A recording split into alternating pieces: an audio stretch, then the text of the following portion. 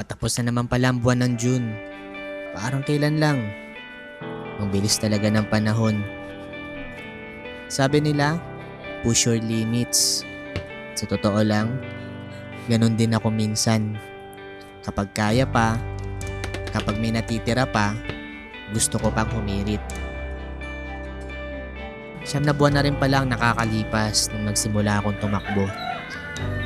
Di naman ako naging mabilis. Di rin naman ako naging magaling agad. Pero tuloy-tuloy lang. Marami na rin ang nagbago sa proseso. Hanggang sa hindi mo namamalayan, nagiging parte na pala siya ng araw mo. Gigising ng maaga, magti-training, tatakbo, uulitin kinabukasan. Sabi nga nila, mas maganda kung ginagawa mo ito bilang lifestyle. Hindi yung para lang may matapos, hindi yung para lang may maipost, kundi dahil alam mong may mabuti itong maidudulot sa'yo. Nung nagsisimula pa lang ako, madalas kong dagdagan kung anong nakasulat sa programa. Halimbawa, kapag 6 kilometers lang ang nakaplat sa training, gagawin ko pa yung 8 kilometers. Kapag kaya pa, hihirit pa. Hindi pala dapat ganun. So yun guys, it's 5:01. So first time ko itong gagawin. So road run tayo. At ang takbo natin is papunta Santo Domingo. Magsisimba tayo pero tatakbo tayo. So first time ko itong gagawin. So sana makarating tayo. So nakalimutan ko pa nga yung cellphone ko. Wait lang. Ayan.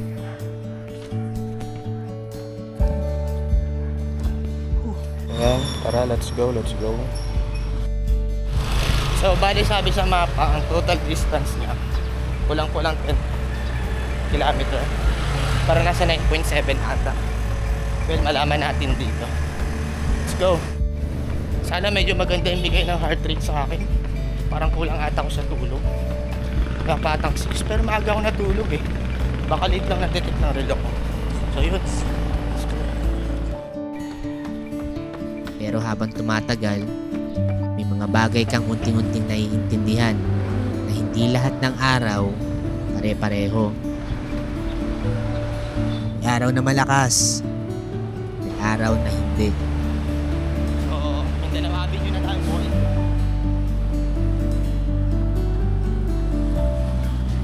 At may araw na para humabol. May araw na para maghintay. 1K namin. Let's go.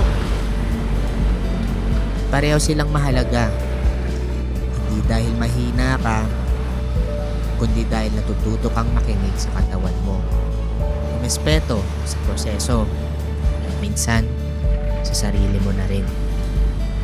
Habang tumatagal, napapansin mong hindi naman pala lahat ng bagay kailangan mong habulin. May mga bagay na darating kahit hindi mo pilitin. Kongre na tayo guys, kongre. 3 kilometer pa yun. May mga bagay na mas tumatagal kapag hindi minamadali. 3 kilometers guys. Hey! At may mga bagay na mas na-appreciate mo kapag pinagtatrabahuan mo ng paunti-unti. Load dito sa kongre. Siguro ganun din ang dahilan kung bakit mas gusto ko na ngayon ang proseso kaysa sa resulta. Kasi ang resulta, minsan isang araw mo lang mararamdaman. Pero yung proseso, araw-araw ko siyang makakasama. At doon mo rin makikita yung maliit na pagbabago na madalas na hindi napapansin. Yung mga bagay na dating nahihirapan kang gawin, unti-unti na lang nagiging normal. Hindi dahil bigla kang gumaling, kundi dahil hindi ka tumigil. At siguro ganun din sa buhay.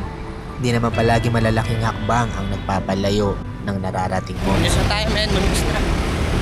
Let's go. Minsan, sapat na yung tuloy-tuloy ka lang. Kahit mabagal, kahit tahimik, kahit walang nakakapansin. 6 kilometers guys. 7 8 kilometer na. Let's go. Ah, nandito na pala ako. Ako nandito na ako. Kala ko may higit 10 kilometro ang layo nito mula sa amin. Medyo late na ako. Pero pagtingin ko sa relo, 9 na kilometro lang pala. Oo, medyo bitin. Sa totoo lang, gusto ko pa nga sanang tumakbo. Pero napaisip ako, bakit nga kailangan ko pang dagdagan? Dahil ba kaya ko pa? O dahil pakiramdam ko may kulang? Minsan kasi, kapag nakatingin tayo sa kulang, nakakalimutan natin kung gaano na pala tayo kalayo.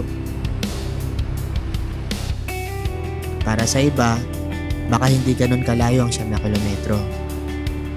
Pero para sa akin, isa itong paalala. Wake up na tayo guys! Let's go! Na yung mga bagay na dating pinapangarap ko lang matapos, ngayon ay normal na lang. Yung mga bagay na dati hirap na hirap akong gawin, ngayon, routine na lang pala. At siguro, sapat na muna yun. Hindi ko na kailangan dagdagan pa. Hindi ko na kailangan patunayan na kaya ko. Mahalaga, nakarating ako, nakapagpahinga, at nakapagpasalamat. Dahil sa totoo lang, kaya rin naman ako nandito, gusto ko lang magpasalamat. Dahil naitawid ko na naman ang isa sa mga kabanata ng buhay ko. Salamat po sa lahat ng biyaya. Sa mga pagkakataong nadapa ako at natuto. Sa mga pagkakataong nagkamali ako at natutong bumangon. At salamat po sa pagbukas ng panibagong pahina. Hindi ko man alam kung anong naghihintay sa susunod na kabanata. Hindi ko man alam kung saan ako dadalhin ng mga susunod na araw. Pero gaya ng pagtakbo, hindi naman kailangan makita agad ang buong daan. Ang mahalaga, patuloy lang ang pag-usad. Maraming salamat po. Kaya tara, tingnan natin kung saan tayo dadalhin ng susunod kong takbo.